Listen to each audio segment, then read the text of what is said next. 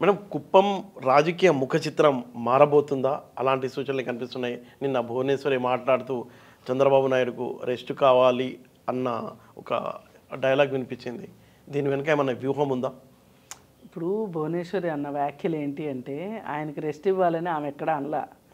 వీళ్ళందరూ దానికి కొంచెం మసాలా పోస్తున్నారు, మసాలా యాడ్ చేస్తున్నారు.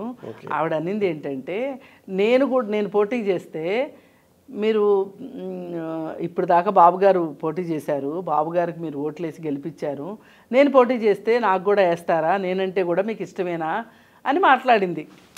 అది ఒక సరదా డిస్కషన్ లాగా మాట్లాడింది. ఇప్పుడు పిల్లల్ని అడుగుతూ ఉంటారు, అమ్మంటే ఇష్టమా నానంటే ఇష్టమా చెప్పు అని అడుగుతూ ఉంటారు. అడిగితే పాపం పిల్లలు చాలామంది చాలా డిప్లొమాటిక్గా ఇద్దరు ఇష్టం అని చెప్తారు. కొంతమంది అమాయకులు వాళ్ళ మనసులో ఏది ఉంటే అది అమ్మంటే ఇష్టం అని చెప్తూ ఉంటారు. కొంతమంది పిల్లలు నానంటే ఇష్టం అని చెప్తూ ఉంటారు. సరే, ఆ ప్రశ్న కరెక్టా కాదా అనే దానికంటే కూడా దీనిని ఇప్పుడు పిల్లలు పుట్టేప్పుడు కూడా అమ్మాయి పుడుతుందా, అమ్మాయి కావాలా అబ్బాయి కావాలా అని అడుగుతారు. అసలు బిడ్డ కావాలని అనుకుంటున్నప్పుడు అమ్మాయి అయితే ఏంటి అబ్బాయి అయితే ఏంటి అనే ఒక ప్రశ్న కూడా వస్తుంది కదా.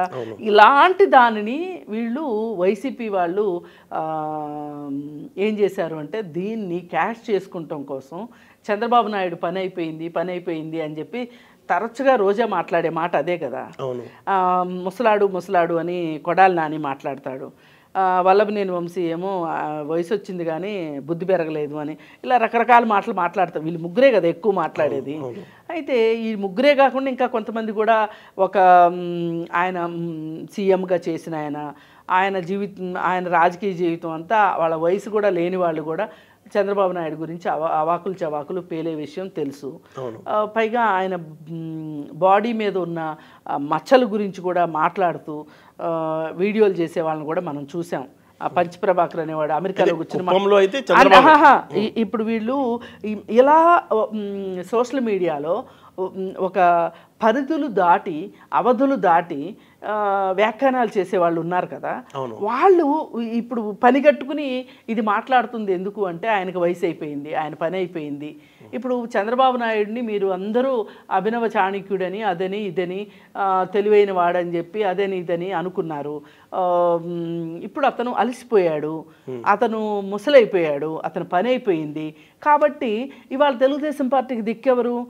లోకేష్ చూస్తే చిన్నవాడు అంటే ఉద్దేశపూర్వకంగానే అక్కడ చాలా మామూలుగా జరిగిన చర్చని వీళ్ళు దాన్ని క్యాష్ చేసుకుని వీళ్ళు ఇప్పటిదాకా అంటున్న మాటలకి అది ఏదో ఊతం ఇచ్చిన దానిలాగా ఇప్పుడు ఇమీడియట్గా రోజా రెడీ అయిపోయింది.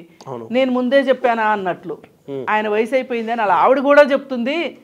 నేను చెప్పటమే కాదు అలా ఆవిడే చెప్తుంది. అంటే అది ఎంత కరెక్ట్ మాట అనే ఉద్దేశంలోకి ఆవిడ వెళ్ళిపోయి వాళ్ళు ఒక రకంగా ఒక సునకానందం పొందుతున్నారంటే ఆశ్చర్యంగా లేదు. సోషల్ మీడియా మొత్తం వేసేసేసి ఆమె అన్నది ఒకటి దాన్ని వక్రీకరించి దానికి కొంచెం మసాలా పూసి చేసే వ్యాఖ్యలకి మనం అసలు విలువ ఇవ్వకూడదు. కుప్పం నుంచి చంద్రబాబు పోటీ చేస్తారు.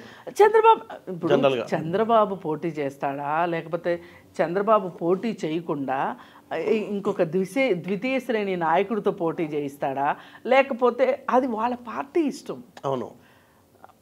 వాళ్ళ పార్టీ నిర్ణయం అది. మనం ఎవరూ దాని గురించి మాట్లాడడానికి లేదు. ఇప్పుడు జగన్మోహన్ రెడ్డికి కూడా మీరు పలానా వాళ్ళకే టికెట్లు ఇవ్వండి మనం ఎవరం చెప్పడానికి ఆయన ఇచ్చుకుంటాడు టికెట్లు.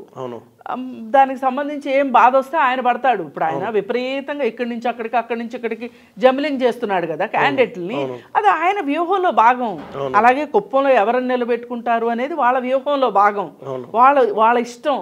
అసలు వాళ్ళ ఉద్దేశాలని మీరు కలిగించటం కానీ మీరు అనుకునే అభిప్రాయాల్ని వాళ్ళకి ఆపాదించి వాళ్ళు ఒక నిర్ణయం తీసుకునేలాగా మేము చేయగలము అనుకోవడం చాలా శుద్ధ అమాయకత్వము. పైగా ఇది అత్యాశ కూడా అవుతుంది అనమాట. అంటే ఇప్పుడు చంద్రబాబు నాయుడిని ఎన్నికల గోదాలో నుంచి పక్కకు తప్పించేసేస్తే ఆ పార్టీ అనాథ అయిపోతుంది. ఇప్పుడు మన 52 రోజులు ఆయన్ని జైల్లో పెట్టారు. జైల్లో పెట్టి అప్పుడు వీళ్ళు ఏమనుకున్నారంటే తెలుగుదేశం పార్టీ కకావికలు అయిపోతుంది అని అనుకున్నారు. అది ఏమైందంటే డామిట్ కదా అడ్డం తిరిగింది అన్నట్లు ఆయన అభివృద్ధి ఆ దెబ్బతో బయటకు వచ్చింది. అప్పటిదాకా మాట్లాడని వాళ్ళు కూడా చాలామంది ఆయన అభివృద్ధి గురించి మాట్లాడారు. అది ఒక రకంగా ఆయనకి ప్లస్ అయింది వాళ్ళు చేసింది. ఇప్పుడు ఇది కూడా అంతే అవుతుంది. మీకు ఇంత దురాశ అసలు అంటే ఇప్పుడు చంద్రబాబు నాయుడిని గెలవలేము అనే ఒక ఉద్దేశంలోకి మీరు వెళ్ళారా? అక్కడ మంచినీళ్ళే రావట్లేదు అని చెప్తుంది రోజా. అసలు ఆయన నియోజకవర్గం సంగతి నీకెందుకు? నీ నియోజకవర్గం సంగతి చూసుకో. అసలు నీకు సీట్ ఇస్తారా లేదో చూసుకో ముందు. అంతే కదా. వీళ్ళు గురివిందల్లాగా తయారయ్యారు. మన నియోజకవర్గానికి మనం ఏం చేసామని చూసుకోవట్లా. తెలుగుదేశం పార్టీ నియోజకవర్గాల్లో వాళ్ళు ఏం పని చేశారు, పని చేయలేదని వీళ్ళు మాట్లాడుతున్నారు. అంటే వీళ్ళంతా ఎందుకు కుప్పం మీద అంత దృష్టి పెట్టారు వైసీపీ? అంటే ఒకప్పుడు వీళ్ళు వైనాట్ కుప్పం అని చెప్పి ఒక స్లోగన్ తీసుకొచ్చారు. దానికి వ్యతిరేకంగా తెలుగుదేశం వాళ్ళు వైనాట్ పులివిందుల అని మాట్లాడారు. అసలు వీటన్నిటికంటే ముందుగా వైనాట్ 175 అనే ఒక డైలాగ్ కూడా దారుణమైన డైలాగ్. ఇది ఇది ఎంత దారుణమైన డైలాగ్ అంటే వీళ్ళకి చట్టాల మీద, రాజ్యాంగం మీద, ప్రజాస్వామ్యం మీద నమ్మకం లేదు. ఇప్పుడు అది లేదు కదా ఆ డైలాగ్. ఇప్పుడు ఆ డైలాగ్ వేయట్లేదు.